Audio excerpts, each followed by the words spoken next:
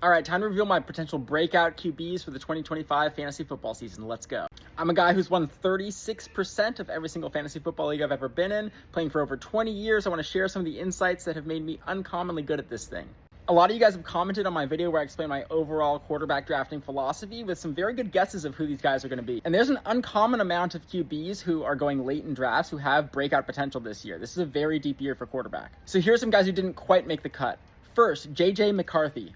Vikings will be very good in real life, and JJ McCarthy is actually faster than people realize, but he's just a little bit too scrawny. He's coming off an injury. I don't think he's going to get the rushing TDs, and that defense is too good for a good quarterback to emerge. They're going to be trying to protect the ball, running it with their two-headed backfield of Aaron Jones and Jordan Mason. Not going to talk about Bryce Young here because I already made another video. He's probably my #1 breakout quarterback this season, though. Watch that video from a week or so ago. And I keep going back and forth on Drake May. He could emerge as a, Josh Allen light this year. That's the comp people want, but he wasn't getting that many rushing touchdowns in college.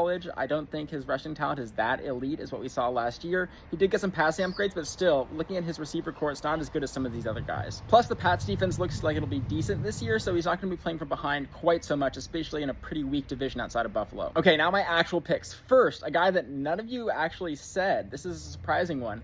Daniel Jones.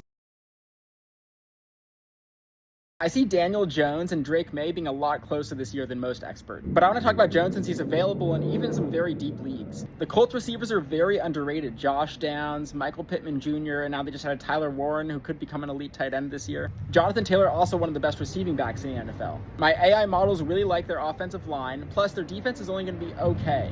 We know that Jones has some rushing upside. I mean, he was a top 10 quarterback in 2022 in fantasy. Next, we have a guy that a lot of you did pick. This is Caleb Williams. The Bears are going all in building around Caleb Williams. He's got 3 very good receivers surrounding him. Actually 4 if you count Alameda Zacchaeus. Rome Odunze could step up this year. Luther Burden was Steve Smith's #1 graded receiver in this draft class. And DJ Moore is still probably near his prime. And what's underrated about Caleb that people don't really talk about because he didn't do much of it last year is scoring rushing touchdowns. He's a bulky quarterback. Bulkier than May even. He got double-digit rushing touchdowns in college twice, but only 3 last season. So I could see some positive touchdown regression, especially since DeAndre Swift and the Chicago backfield is pretty weak, so we could see Caleb getting some of those goal line sneaks at the 1 or 2 yard line. Running out of time in this video, so I'll mention the last 2 guys I'm considering, Trevor Lawrence and Justin Fields. Let me know which of them you like better this year in the comments. Check out my website, fansports.com. That's where I'm sharing the ChatGPT threads I'm using to prep for this year, as well as my overall rankings. Let me know what you think. Stay learning. I'll see you guys in the next one. Peace.